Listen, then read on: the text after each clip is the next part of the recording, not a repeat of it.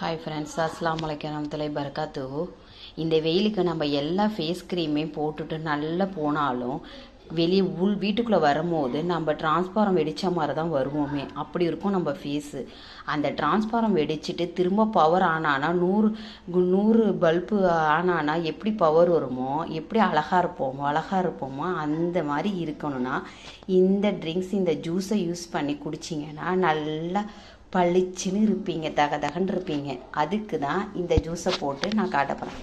Okay, என்னென்ன use பண்ணுறேன்னு பார்க்கலாம். இந்த ஜூஸுக்காக 3 மாதுளப்பழம், 3 டேட்ஸு, கேரட்டு, பீட்ரூட்டு இதை போட்டு ஒரு ஜூஸ் பண்ணி நான் சொல்கிறேன், எப்படி இருக்குன்னு பார்த்து சொல்கிறேன்.